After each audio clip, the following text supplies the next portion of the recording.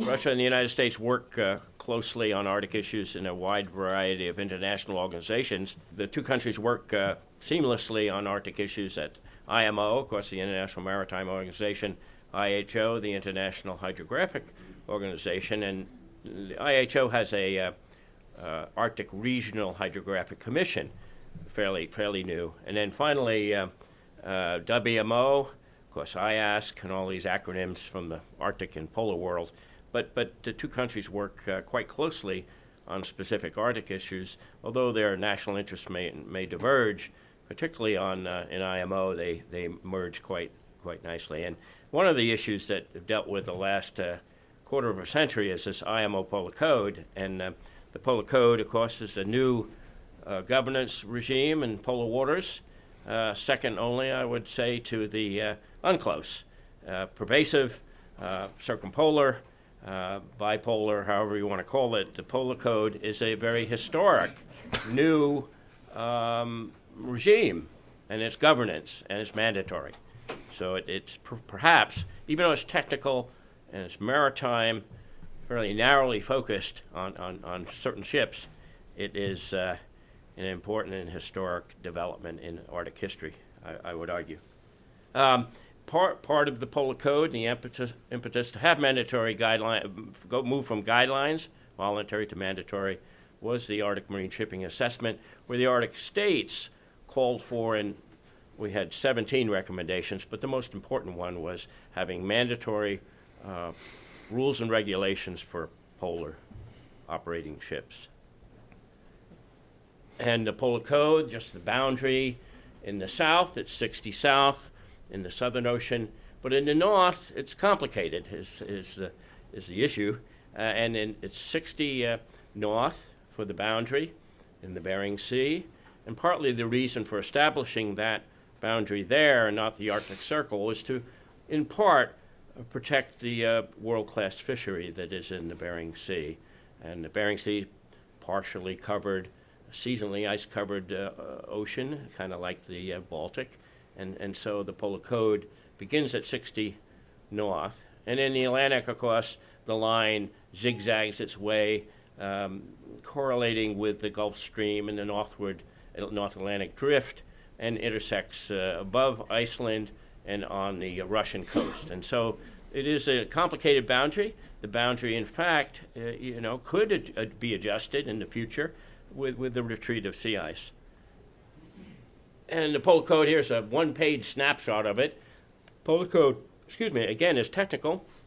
The code is a set of amendments to SOLAS, the Safety of Life at Sea Convention, the MARPOL, the Marine Pollution Convention, and STCW, another crazy acronym from the maritime world, is Standards of Training, Certification, and Watchkeeping, the human dimension of who's driving the boat, essentially. And so these amendments cover marine safety, the structural standards of the ship, the experience and the training of the mariners. And on the MARPOL side, at the bottom there, it covers a wide range of amendments in MARPOL for oily waste, noxious liquids, sewage, and garbage. So the Polar Code is a set of new amendments and new rules and regulations, supposedly uniform. They're non-discriminatory for ships, commercial ships, so LNG carriers, tankers, bulk carriers, all over 500 tons, and then, of course, the cruise ship industry now have mandatory rules. You note that it took 24 years. 1993 was the first meeting of an outside working group to IMO, and then it advanced through guidelines and then finally mandatory rules. Some challenges for the Polar Code, or there are many. The implementation timeline is over the next 2 years. The Polar Code came into force on 1 January this year. So let's say ships going to Red Dog Mine. They cross the boundary, they go and anchor off Kivalina and the Red Dog Mine. They pick up a high-grade iron ore. And so they're under the Polar Code. Even the older ships are under the Polar Code today because you have to have this polar certificate. One of the interesting devices is that you must have, in order to operate in polar waters, all these ships must have a polar certificate, and also another device kind of a measure to a polar water operational manual. It's kind of odd English. It should be polar waters operational manual, but nonetheless, that's what it is. And it's something designed specifically for ships. So you must have these documents. And if you, let's say, go to Nome and you anchor off with a cruise ship and you're headed into polar waters, if you don't have the Coast Guard, U.S. Coast Guard will go aboard. The first thing you ask the captain, let me see your polar certificate. So it's an interesting device. You see all of the range of other challenges. Most important will be, I think, the implementation, of course, and the enforcement, and how this polar code is enforced, either individually by the coastal states and the port under port state control in the Arctic, or perhaps, hopefully, kind of integrated enforcement. And maybe the Coast Guard Forum, as one idea, the Arctic Coast Guard Forum, which the Commandant spoke yesterday about, might be involved in this kind of integrated enforcement. The Polar Code, as noted in the slide, is only one component, not small and pervasive component of infrastructure. It's not physical infrastructure, it's governance, of course, and it's regulatory. But nonetheless, okay, one more slide, and future issues. When the Polar Code is released, lots of folks, particularly from the NGO community, unhappy about the Polar Code because it didn't cover heavy fuel oil in the North, didn't cover emissions, didn't cover a whole host of other issues, that black carbon in particular. All of these will come about in the next decade or more. The Polar Code is a moving target, it's evolutionary. It will be interesting to see how the Polar Code and the measures taken for ships are integrated with other measures like marine protected areas, PSSA, and other general protected areas. The most important thing in the future for the Polar Code, it's uniformity across the whole of the circumpolar Arctic. And what that really means is how Canada and Russia integrate the Polar Code into their already existing Canadian pollution prevention regulations, and laws are being developed, I think, already. Maybe our Des will talk about that. And also on the Russian side, how the Polar Code is integrated with the Russian Northern Sea Route regulations. Because the rest of the place, we don't have any special regulations, a couple small ones off of Greenland. So for the United States, we implement the Polar Code, and that is our new regulatory environment in the Bering Strait region. So thank you. Lawson, thank you very much. And let me ask you, are you sleeping more soundly at night now that the IMO Polar Code has been well, established? Yes and no, I guess. Fortunately, when I was captain of a bunch of number of Coast Guard cutters, I sleep at night now because I didn't have any accidents in the middle of the night somewhere around the world. But for the Polar Code, when we released the Arctic Marine Shipping Assessment, the biggest challenge, and it remains today, large cruise ship in the Arctic, 1,000 to 3,000 passengers. What is it doing there? Of course, making money, commercial venture. But what the heck is it doing there? And that is the challenge for the Arctic states. Particularly, I'll single out Greenland. Lots of large cruise ships operating in waters without charts. So that even the Polar Code, with the Polar Code, ships can operate in polar waters that are ice covered, like a cruise ship. And the question is, can they meet the other standards and still operate safely? And as I mentioned yesterday, 10% of the Arctic Ocean is charted in international standards, only 4.7 for the United States. But nonetheless, if you're operating on the coast of Greenland where there are minimal charts, I think that would keep me up if I was a Danish naval officer involved in operations in Greenland. So the large cruise ships is the biggest challenge remaining today, both ends of the world. Okay. Thank you very much, Lawson. And I think that tees up nicely some discussion later with our Russian and Canadian colleagues about the application of the IMO Polar Code, and as well for our Coast Guard colleagues on the value of the Coast Guard, Arctic Coast Guard Forum as an enforcement mechanism. Tero, over to you. What keeps me awake at night? That was your question. Yes. It's my cell phone, and if it says that it's the Arctia duty officer, that keeps me awake at night. And it really kept me awake when Fennica was in Dutch Harbor 2015. and it left the harbor, and it hit the bottom. And the sea chart provided by NOAA didn't provide that accurate information. Jeremy wants to fix that. He's Yep. got the plan. Yep. Just give him enough money. That's right. Yeah. Where's the guy with the $1 trillion? Yeah, he left already. You got out of town. Yeah, that keeps me awake at night. Okay. Okay.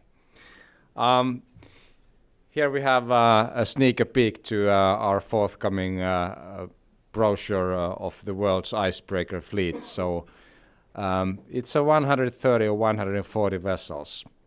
And I tried to count the asset in terms of creating a global icebreaker balance sheet. And it's somewhat difficult, but maybe around $10 billion is not very erroneous, maybe 12, maybe 8, I don't know.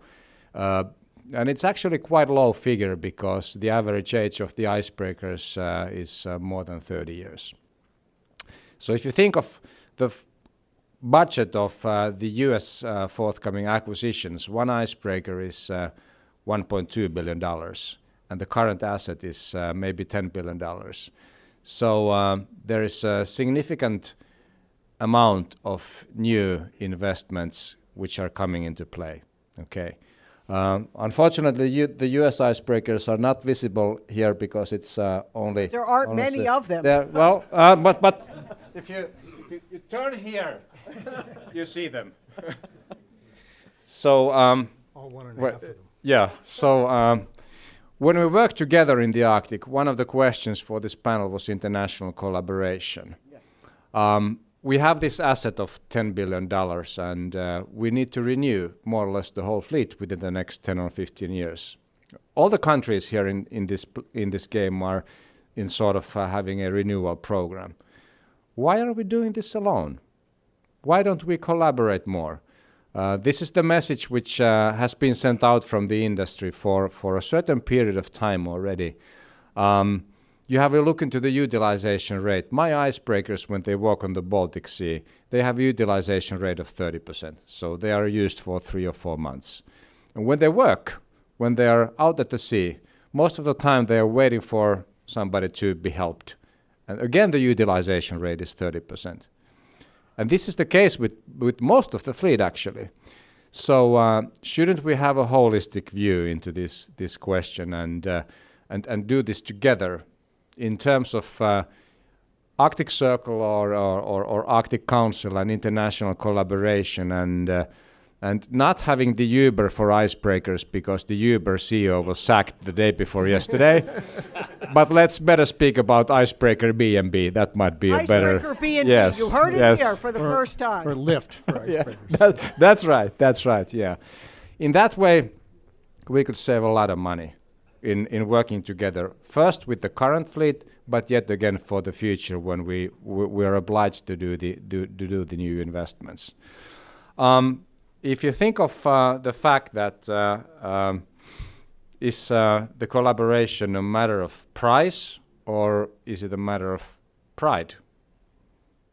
So we've noticed that there are, of course there are sovereignty issues. That's clear.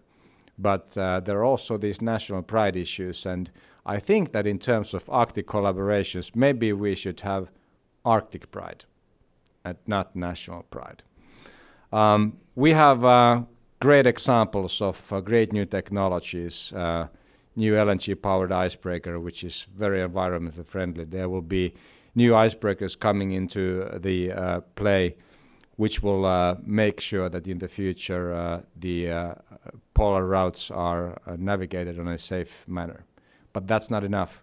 We need skillful crews. And actually skillful crews in the Arctic, we don't have that much of those. So definitely we need to, yes, invest into the icebreakers, but also invest into the human capacity in terms of operations, because we've heard today and the day before and yesterday that there will be lots of new operations in the Arctic, and skillful crews are really required for that. we should look into the whole value chain in terms of having a look into the icebreaker design, icebreaker building, icebreaker operation, maintenance, and do it together. So that would save us money. That would be much more coherent. That would be a great example of bridging the gaps, and we'll learn that any of the Arctic countries has no obstacles. So it's not just let's not just talk, as we heard from Mr. Young yesterday. Let's do it. Thank you. Thank you. Taro, that was an excellent overview and compelling set of remarks on the need to recapitalize the icebreaker fleet globally and work together on it.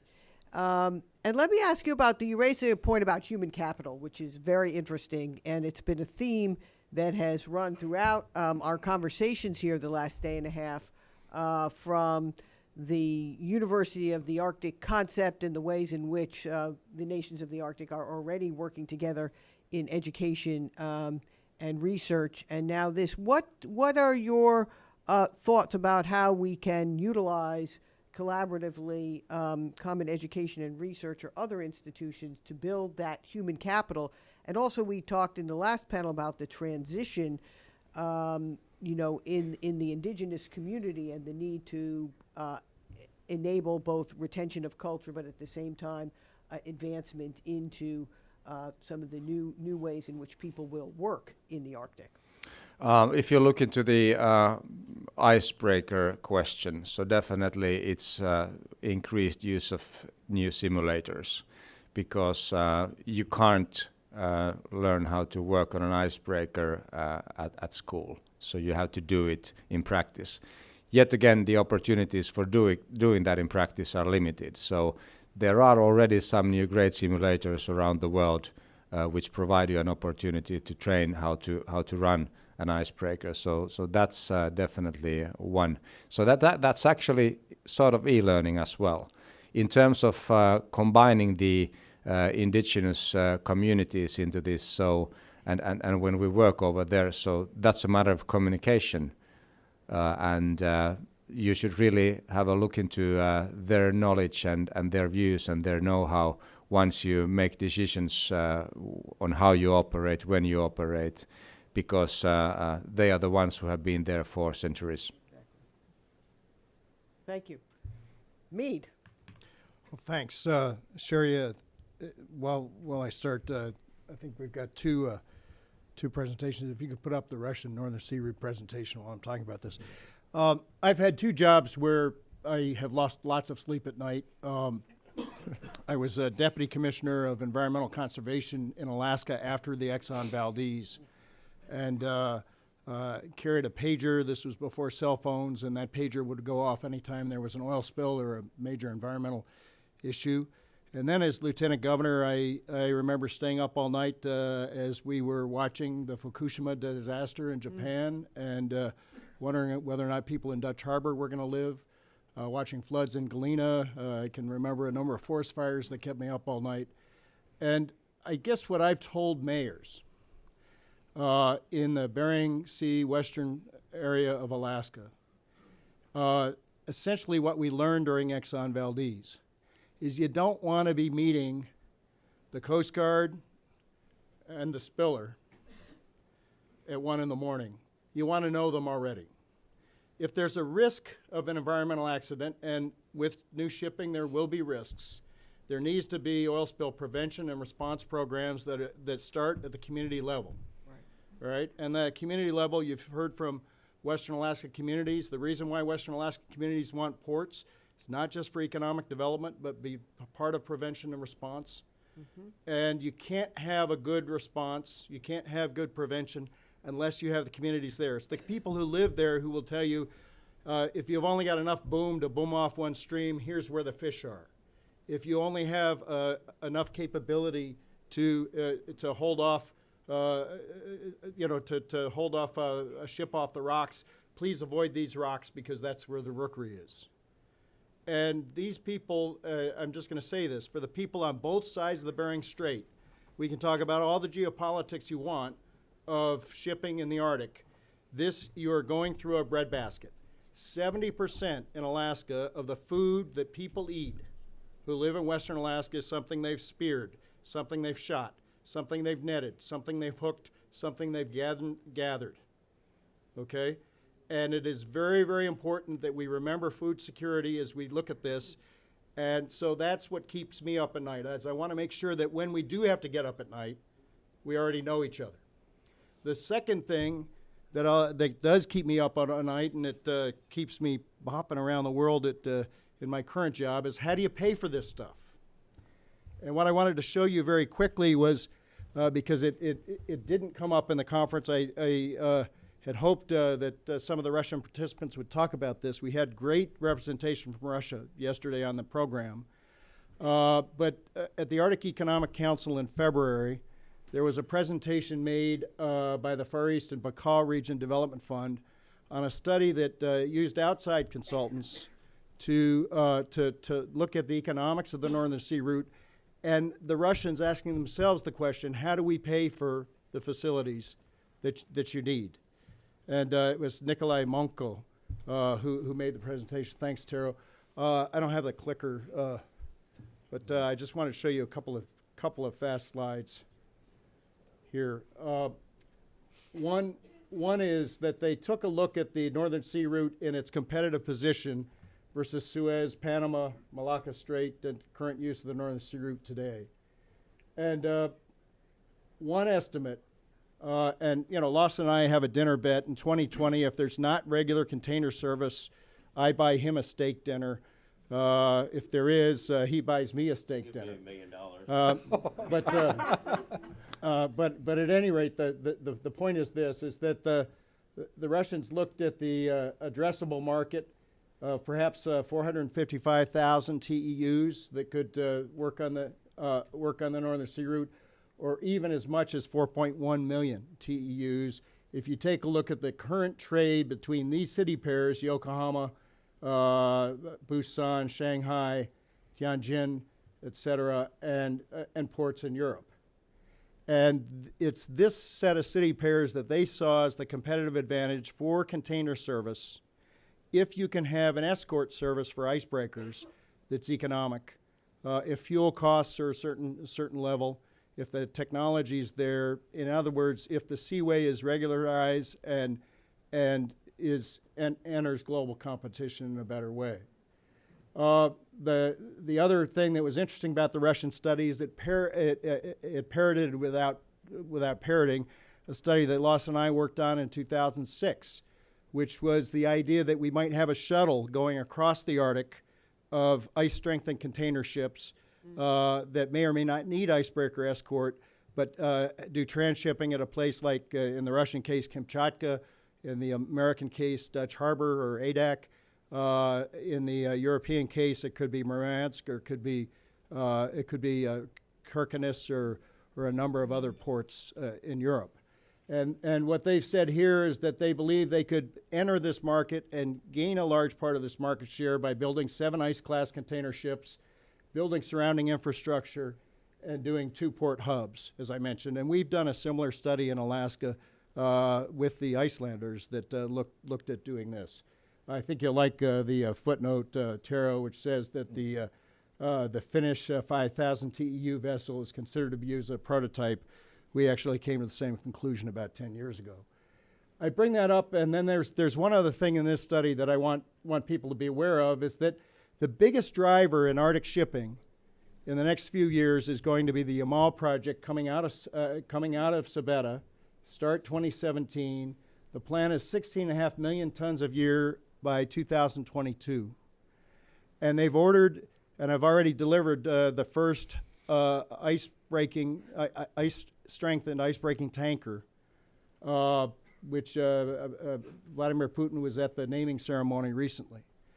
And that project is going to be $4, $5, $6 billion a year, depending on oil prices, that will be paying for a significant amount, and the tonnage levels on the Northern Sea route will grow significantly. So going back to what Taro said before, and if we can switch to the other slideshow, I will tell you the issue of paying for this is a question that's on the Russians' minds, and it should be very much on our minds together. I made the assertion yesterday that if we took 5% of the trade in the Suez and applied it at current rates that the Russians have set in the Northern Sea route, we could pay for all of those icebreakers, including the 6 that Admiral Zukov said he wanted to build yesterday. And whether it's Uber for icebreakers, to take your old phrase, or our concept of an Arctic Seaway moving together, I kind of look at the cost of icebreakers something around $30 million a year. The Russians will tell you that for a nuclear-powered one, it's more. The Coast Guard budget is somewhere around $70 million a year. But you take 900 ships paying a couple $100,000 a year, you can get to several $100 million fairly quickly with a very small percentage of the market. If you have that, you can also help pay for ports. And let's talk about ports for just a second. If you get on an airplane today and fly to Japan, you'll fly over Cold Bay, Alaska. You hope you don't get to Cold Bay, Alaska. But it's an airport where we keep the runway clear. It's a wide, long runway. It was built during the Second World War. And in essence, you have used Cold Bay, Alaska if you're going to Asia from here. And it costs us well over the $500,000 a year in revenue we collect to keep Cold Bay open. The point I'm making is this, is that's an alternate on your route, and it's very much a part of safe air travel across the Pacific. It's very much a part of safe ship travel across the Arctic to have Port Clarence as a port of refuge, to have the other ports of refuge that you mentioned, that you discussed in AMSA, to have the salvage capability. And somehow we've got to figure out a way to pay for all this. And so the concept of going from the small start that Paul Foose described yesterday, where we collect a couple of $1,000s per ship using the North Pacific, to basically watch over their shoulder and to try to deploy as much help as quickly as we can, to actually having a fleet of icebreakers operating in the Arctic, whether they're escorts or pickets, to be able to do this. I'm going to win this steak dinner one way or the other, Lawson, but the point I'm getting at here is this, is that we have the icebreakers now where we and the Russians and the Arctic capable nations should work together. We should establish a tariff capability. I thought it was very interesting that Don Young talked about that yesterday. And if you have those capabilities, we can pay for a system. And this is a system that's $300 million to $1 billion a year. And with enough of that, you'll be able to help take advantage of what Gail Schubert is working on with Port Clarence, what we're working on possibly with transshipment ports in both sides of the Pacific, on our side, and Europe and Scandinavia on the western side of the Arctic. And it's going to be seeing that infrastructure. So on the one hand, Sherry, it keeps me up at night because I know that some of these ships are going through and they have no knowledge or cognizance of the smaller ships, the smaller boats, the people in skin boats even using the Bering Strait. And we have to address that problem now. And the effort to have a vessel traffic system in the Bering Strait, to me, is very important. Building up the AIS capability and the conversations back and forth, to me, is the first and immediate, and we can do that today. But over the long term, I'm concerned that if we don't have enough traffic in the Arctic to pay for the infrastructure we need, we're going to be going out there, it's like having a big hotel someplace in the wilderness without a fire department. You may never need the fire department, you hope. But you sure want to have enough of a tax base, enough activity to pay for the fire department, to pay for the savings we need. And as part of this Arctic Circle task force that we're doing, I mentioned that we've got 3 different questions going on. The questions really are, can we work together to establish safe, secure, and reliable seaways? Can a League of Arctic Ports help develop the demand for this, and how do we pay for sustainable shipping infrastructure? I want to invite everybody here, or people watching online, to be part of this process and to be in touch. And we're looking to have a report laying out some courses that nations may take together, issued at the Arctic Circle Conference in Reykjavik in October. Thank you. Well, thank you, Meade, for that incredibly thoughtful presentation. It seems, regardless of who wins the steak dinner bet between you and Lawson, it seems not a question of whether, but just a matter of when the Arctic Seaway, some version of an Arctic Seaway, as you describe it, with active container ships and LNG vessels, is coming. Yeah, and the Russians have one. But I honestly believe that by working together internationally, by taking Foreign Minister Lavrov's invitation, which was sent to the Arctic Economic Council for international cooperation on this, that we're going to have a much better chance of having the capital investment from both the shipping countries, the receiving countries, and the Arctic countries to make the safety measures happen and to get over some of the legal differences that we have about who owns or controls what part of the Arctic Ocean. Right. It seems that is important in the same way that the IMO Polar Code in some ways begins to de-risk the investment climate for those who want to be able to further this vision that you've laid out. We need to continue to think of those other governance type tools that essentially act to reduce risk for the investor and the operator. Is that right? Okay. Great.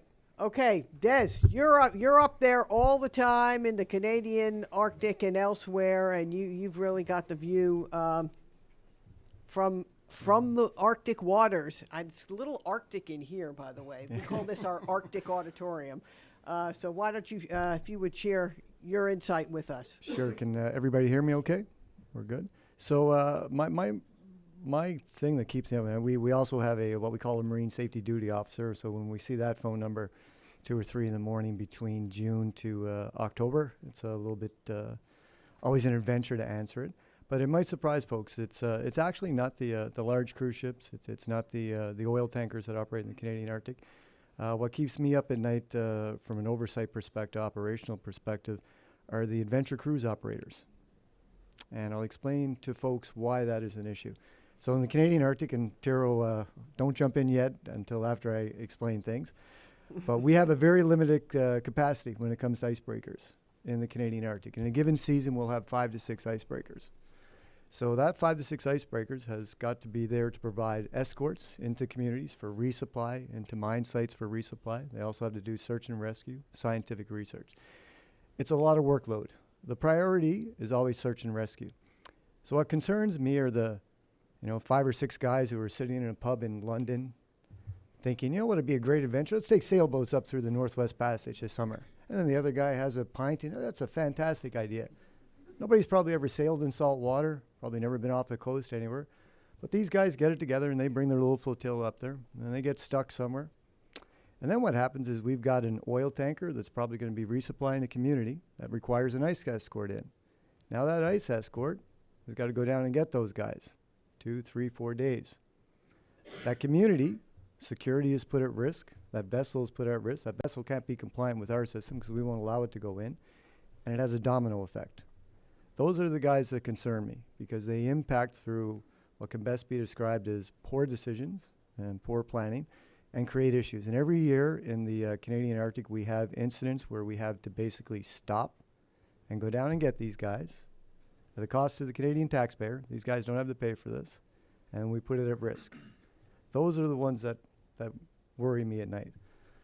What makes me sleep a little bit better at night, though, is that for the most part, the Canadian industry, when it comes to the Arctic operations, is very much a niche industry. It's not a lot of players within it. There's a lot of experience there. We like to think through Canada with the Arctic Waters Pollution Prevention Act that we've had in place since 1970 and the associated regulations and the authorities that we have, which are very broad and very, very strong, that we've been able to work with that industry and apply our authorities accordingly. And when we've had incidents where we've had to take action, we take action. We don't publicize it, but we do it. What makes me sleep easier at night is the new operators that are coming in, and Antarctica is one of them, as an example, who came in well in advance of planning any operations in the Canadian Arctic to make sure that not only are they aware of the Canadian regulatory regime, but also the realities of operating in the Canadian Arctic, and to understand the joint management that occurs in shipping in the Canadian Arctic. So in the Canadian Arctic, I always try to make this clear to everybody, it's not just Transport Canada and the federal government that you deal with when you deal with shipping.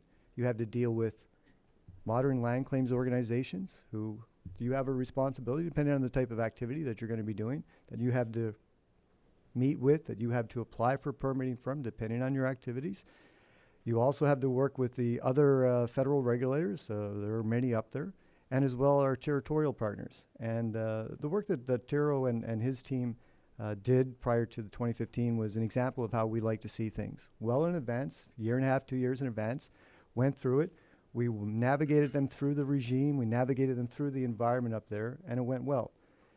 The example of understanding of that is further evolved, where Tero's crew is going to be taking on board a couple of Inuit students from the Nunavut Fisheries Marine Training Consortium, who we support on training.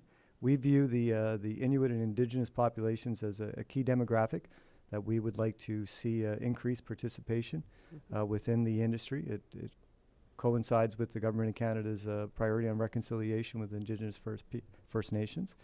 So we see those opportunities there. And we also see under our Oceans Protection Plan, which is a $1.5 billion investment that the Government of Canada is making to enhance marine safety and in Canada, and particularly in the Arctic, the opportunities to enhance the oversight and enhance the safety and build from partnerships such as this. And you know, partnerships such as the Crystal Serenity, and every time I go to a conference, I get a question, so I'm gonna put this out there now because I know it's gonna come.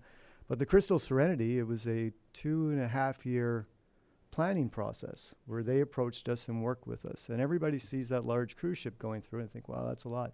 But the amount of planning, the amount of above and beyond the regulatory regime that they put in place, and the amount of monitoring, we monitor them pretty good, was an example of how we like to see that going forward. And we hope that that's the case as we transition into the Polar Code. And I'll take any questions that folks have on that.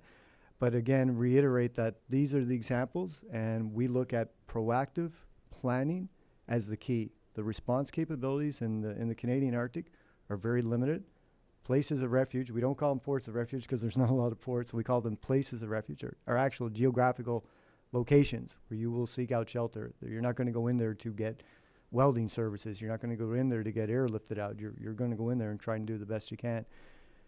We put a heavy emphasis on that, and we encourage all of our partners, when you're looking at operating the Canadian Arctic, come to us well in advance, and we'll work with you, and we'll make sure that a fairly safe industry and a fairly safe history continues well into advance as we adapt into the Polar Code and continue with some of the Canadian components that we are going to maintain moving forward under the Polar Code. Well, Des, thank you very much. It sounds like the adventure seekers in the pub in London need to go through a 2.5-year planning exercise before they come up to your region. You know, I think the medical term for those individuals are idiots.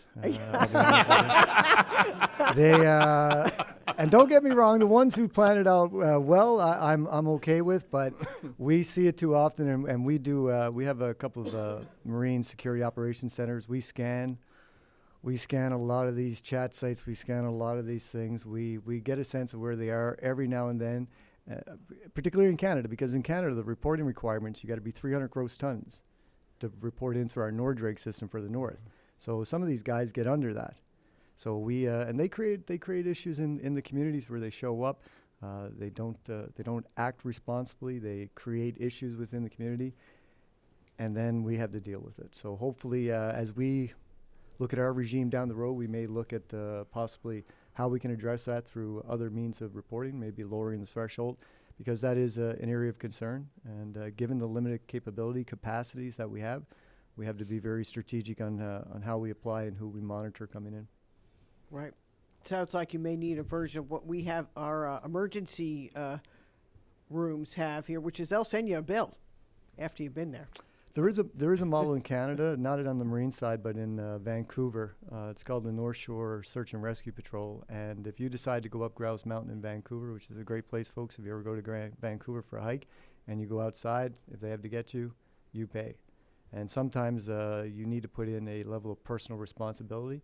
and a level of personal impact for decisions that really aren't well thought out. Well, thank you. Jeremy, you've spent a lot of time trying to put NOAA's Arctic science into practice for greater operating safety in the Arctic. Can you share your insights with us, please? Absolutely. Thank you, Sherry. And I want to congratulate Mike and his team for what's been a fantastic 2 days here for just highlighting what keeps me up at night. And you asked that question, and it's just simple lack of awareness. And we're running out of adjectives and superlatives to describe what's happening in the Arctic. And so just to put it in context, and I know I'm preaching to the choir to this room, but we got to remind ourselves what's happening. In 2016, in parts of the Arctic, the average temperature for the year was 12 degrees warmer than the historical record going back to the 1800s. So imagine if Chicago or New York or Washington, D.C. had an average temperature increase of 12 degrees Fahrenheit from one year to the next. That would be front page news on every newspaper in the country and in the world.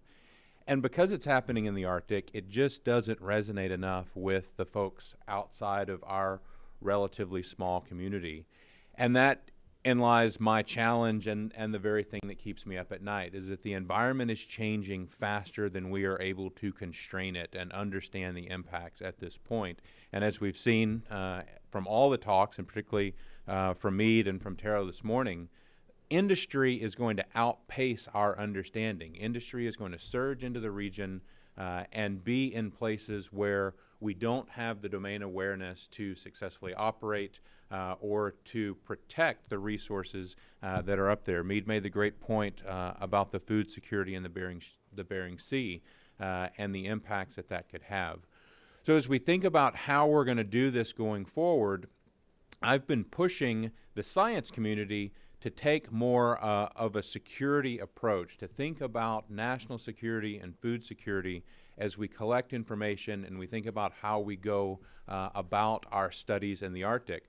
Because it wasn't too long ago, when I was in graduate school, which was back less than 2 decades ago, that the Arctic was still very much the realm of science. We went up and we did process studies, and we spent years planning and years doing cruises and years doing field work. And then we came home and we spent years writing up the results and years publishing in our scientific journals, and that was enough. And now we see that that's just not the case anymore. The information has to be more readily available and readily usable to the defense and security and economic interests that are working up in the Arctic and looking for expanded economic opportunities. So as part of that, we had the opportunity this past year in 2016 to write a new 5-year strategic plan for the Interagency Arctic Research Policy Committee, IARPC. We heard about this yesterday. Dr. Martin Jeffries serves as the executive director of IARPC in OSTP. And IARPC is an effort to bring together everything that's going on in the federal agencies that is related to the Arctic in a more cohesive way, where we can take advantage of the synergies and the overlaps and really look at the collaborations and how they can occur. And as we put together our new 5-year plan that was released back in January, I took the opportunity to create a new collaboration team. And we called the collaboration team Environmental Intelligence. And environmental intelligence really gets at the heart of this new mindset for what we're going to get at how we want to use and gather information in the Arctic. So environmental intelligence is just integrated environmental knowledge that's timely, reliable, and suitable for the decision support at hand. And we're trying to break down some barriers by doing this, by getting people out of the silos that they just naturally go into the scientific fields, and pull them up into what we're hoping to create a systems level understanding of the Arctic, where we combine observations, modeling, and effective data management in one centralized place, so that that environmental intelligence can flow out into the DoD or the security agencies or our economic partnerships that are looking to take advantage of it and be users of the data. It's not enough anymore for the scientific community to just do the science and publish the results. We've got to be thinking about those end users and how we can help to solve the problems that are really becoming more acute in the Arctic. So if we go to the next slide, just one click, whoever's got the clicker.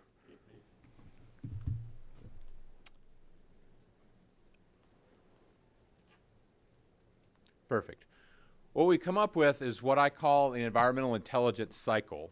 And this is actionable science focused on emerging issues and gaps in scientific understanding that are relevant to decision support and stakeholder needs. And the idea of this cycle is we go through it as quickly as possible, because the faster we go through the cycle, the more responsive we can be to the needs of whatever the stakeholders are. And if you see at the top of the cycle there, it starts with decision support and application. We're going to start by asking, what problem are we going to solve?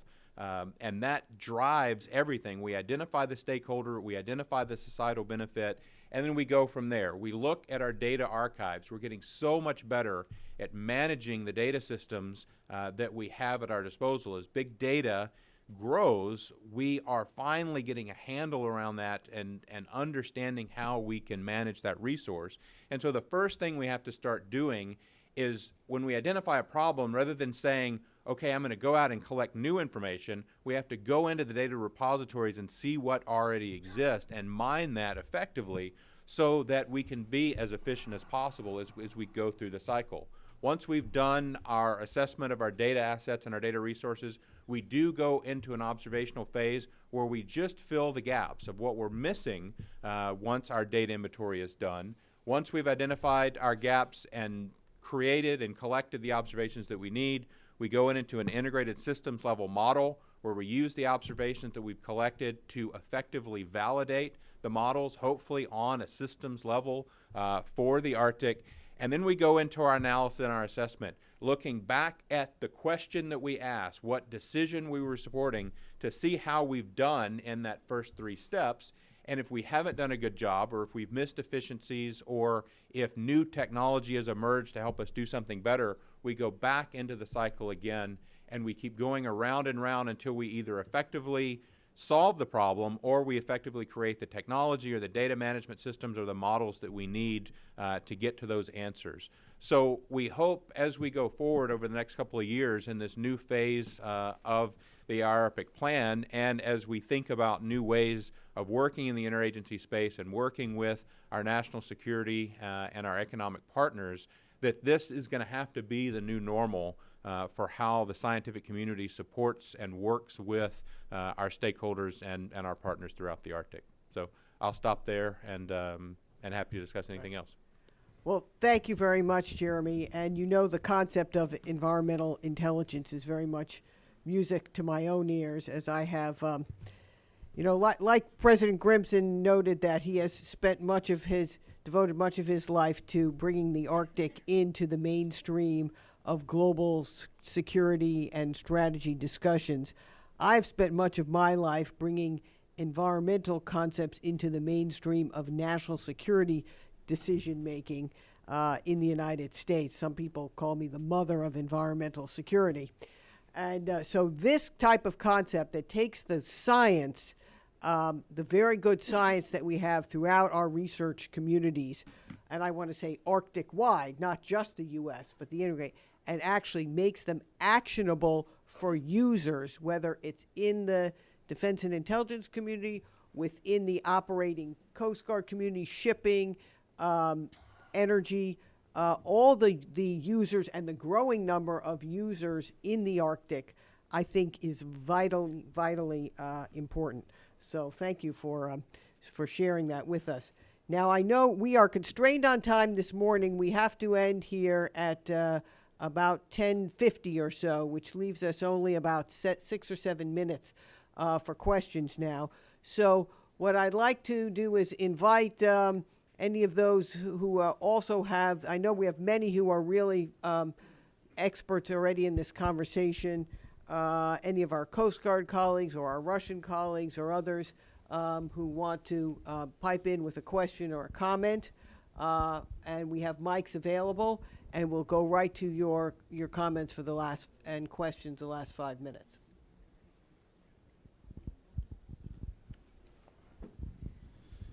Thank you all very much for your words. My name is Sebastian Curcio. I'm from the NGA Maritime Safety Office here in the U.S. and I also chair the Arctic Regional Marine Spatial Data Infrastructures Working Group, which falls under the IHO Arctic Regional Hydrographic Commission.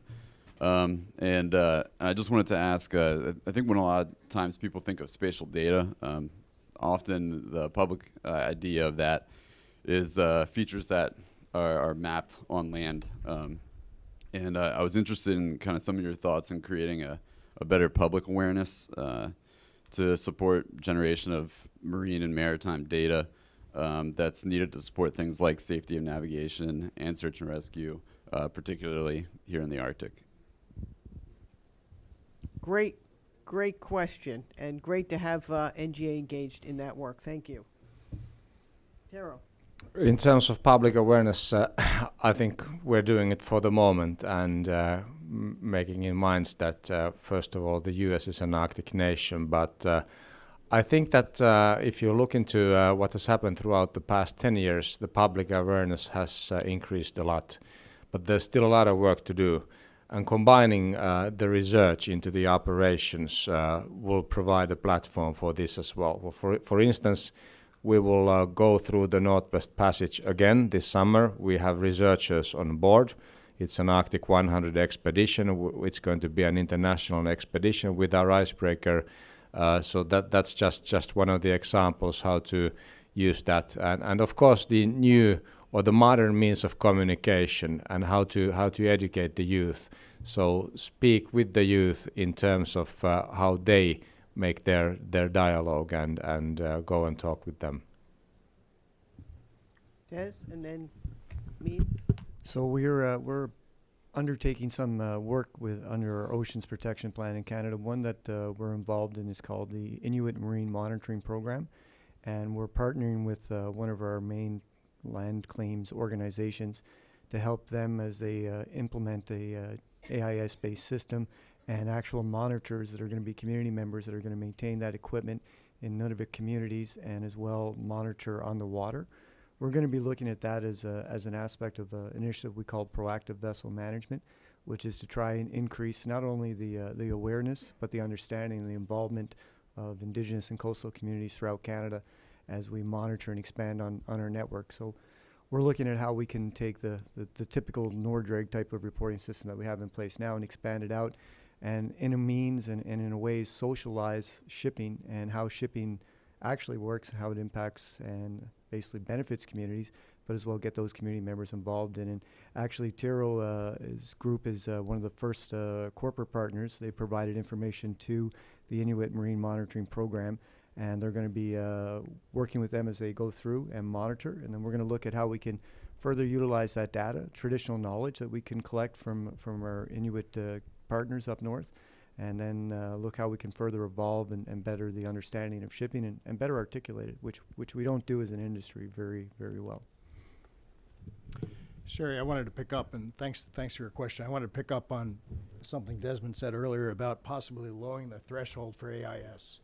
Paul and I were serving in our governor's cabinet when the Brer, tanker vessel Brer, coming from the North Sea in Norway, crashed into the Shetlands and caused a big oil spill. And the state of Alaska, thousands of miles away, adopted a position that urged IMO to require AIS on ships so that a community could tell when a ship had lost power or steerage to do that. We kept that policy, and Paul heads an organization now called the Alaska Marine Exchange, which has developed AIS receiver information. He had one of the slides up yesterday showing marine traffic. That's because we have ground-based receivers on this, on our coast, which we paid for out of cruise ship taxes, to be able to get real-time marine situational awareness there. I serve as chair of the Polar Advisory Board for Iridium, and this weekend we're launching 10 more satellites. And by the end of this year, I think we'll have 70 satellites in orbit, where Harris Corporation will have an AIS receiver on every single one of them and be able to give you AIS data for every ship in the world that's broadcasting in real time. So you'll have that capability at NGA to buy that data stream.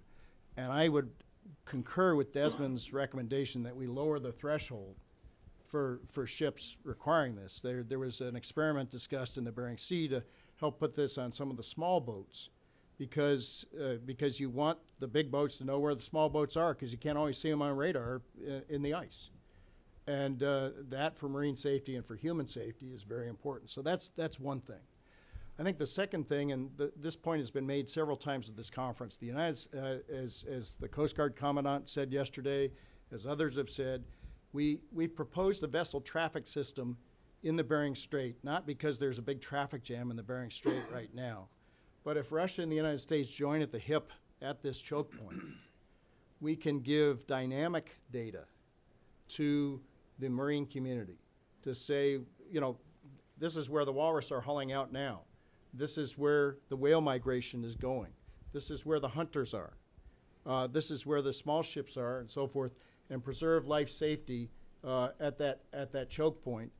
And I'm very much in favor of having more of what the questioner asked, because if you try to draw lines and say just never go to this point or never go to this point, you're going to restrict a lot of opportunity. But if you have good dynamic information that can be delivered to the bridge of a ship and collect information from the bridge of the ship, we'll have a much safer Arctic Ocean. Okay. Tero, and then. In terms of collaboration in the Gulf of Finland, 200 million tons of oil and chemical is being transported every year to and from the Russian ports. Simultaneously, 8 million passengers going to and from Helsinki to Tallinn on a crossing traffic. So we definitely need a good VTS system and good systems to avoid the disasters. So there is something we can look into together. Again, collaboration. Just back to your original question about communications. I mean, the whole Arctic community needs to communicate better, particularly the Arctic Council. I do go to a lot of conferences around the world, and I see, as professor of geography, maps of the Arctic with no sea ice, and I actually saw some here. And of course, that's a misrepresentation of the whole thing when we're talking about marine transport. But just basic geography, and the Arctic Council has hundreds of millions of dollars of assessments and tremendous information, of which essentially the diplomats don't communicate to the world. Okay, yes, I think we have a last comment here. Sir, the microphone is next to you. Thank you. Я бы хотел кратко, как представитель России, прокомментировать три позиции. As a representative of Russia, I would like to comment 3 options. Первый вопрос — безопасность. Я вчера в выступлении говорил, что Россия, государство, создает 10 центров вдоль Североморпутей от Мурманска до Берингового пролива по функционированию, 10 центров спасения от транспортных аварий, от розлива нефти, людей, и первый центр уже в Мурманске открыт. As I said yesterday, the state is creating creating security centers on emergency to save from emergency issues and to escape spillovers. Они планируют открыть в течение 3-5 лет все 10 центров. All the 10 centers are being planned to be open within 3 or 5 years. Теперь про полярный кодекс, краткий комментарий. Ну, наш представитель Международной морской организации Владимир Клюев, он адаптирует, российское законодательство, оно регулирует вопросы безопасности плавания в северных морях, и мы приняли федеральный закон в прошлом году, и в принципе он сориентирован был и на учет тех требований, которые закладывались в полярный кодекс. Now about our polar code. Our representative in the IMO, Vladimir Klyev, is working on adapting Russian legislation to the polar code, and the process is coming, and the regulations include. And last year we adopted a federal law which included the sense and the spirit and the regulations of the polar code.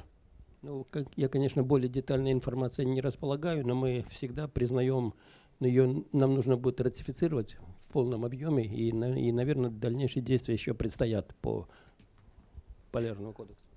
I do not have a detailed information. We need to ratify it, and we need working further on the Polar Code. Ну и более интересный и сложный вопрос по времени – это вопрос, связанный с ледокольным обеспечением северных перевозок. And the more complicated and the more interesting question is regarding the icebreaking support of shipments. Я вчера говорил, что приоритетом России в Арктике являются два направления. Это вот освоение шельфов и берега северных под добычей нефти и жиженного газа. И второе – это, конечно, развитие Севморпути. Вот эти две стратегические основные темы развития России в Арктике. As I said yesterday, there are two main projects regarding icebreaking support. First is the exploration of the sea shelf, oil and gas projects on the sea shelf, and the second one is the North Maritime Road. Я вот две цифры приведу для понимания. Если мы в лучшие советские годы выходили где-то ежегодная перевалка грузов по Севморпути была около 6,5-7 миллионов тонн, то в прошлом году, в 2016, мы на эти цифры вышли. У нас 7,5 миллионов тонн мы перевалили груза по Северному морскому пути. As for North Sea route, in the best Soviet times, we managed to reach about 6.57 tons of transshipment yearly. And last year, we reached the same figure and managed to transship about 7.5 million И вы tons. знаете, что приоритет России – это развитие атомного ледокольного флота.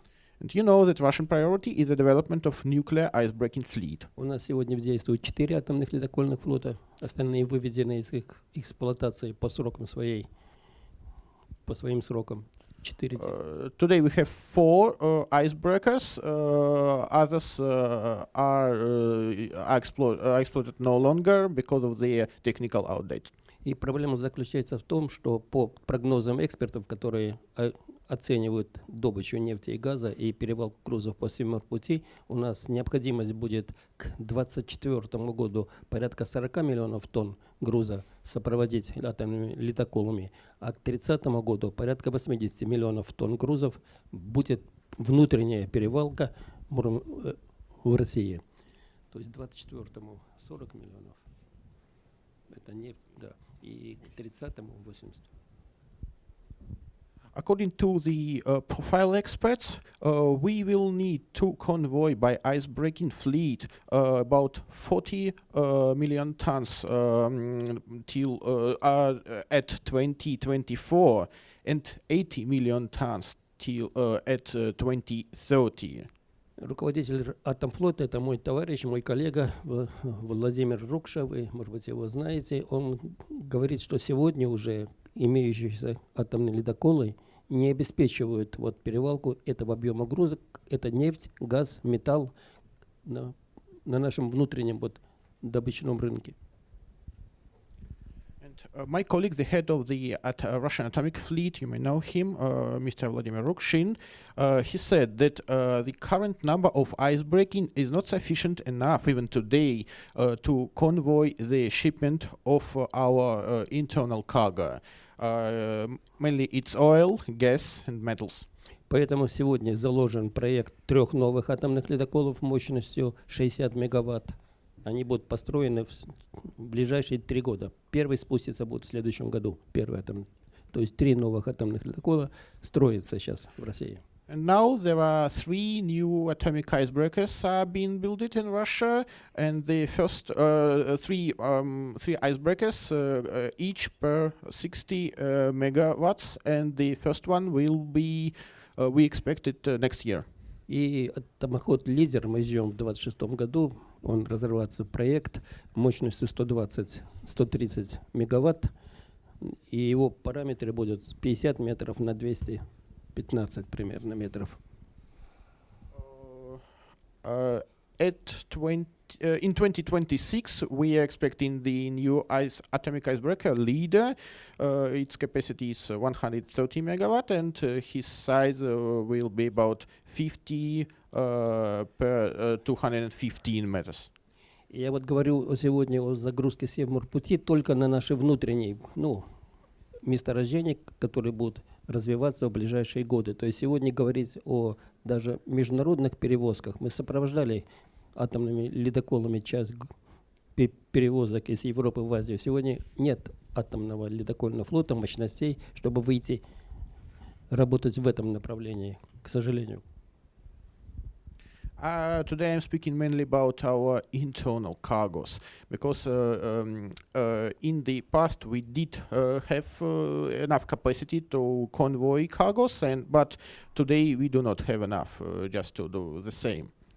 Я не знаю, насколько международное сообщество может обеспечить проводку судов своими ледоколами, потому что мы в России опыт показал, что пока только атомные ледоколы могут которые работают по 3-4-5 лет без захода в порт, то есть не требуют энергетического возобновления, только они реально эффективно могут работать на трассах Севморпути.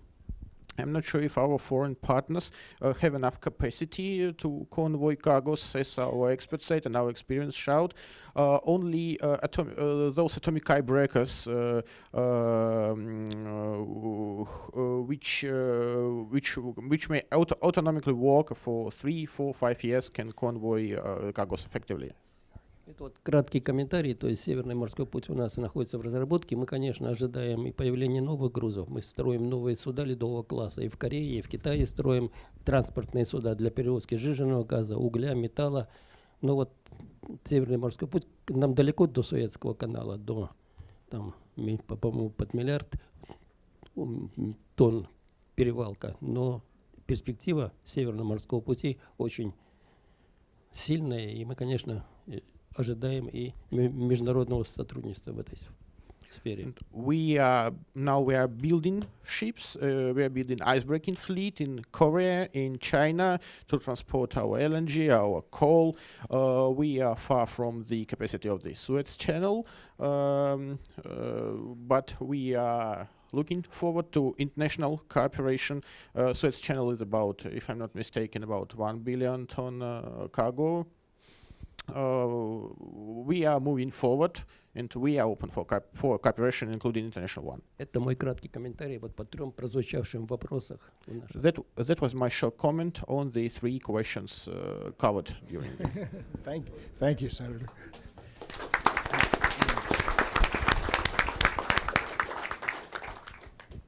Well, thank you very much for sharing those extensive comments. That's just what we had hoped for as part of this panel.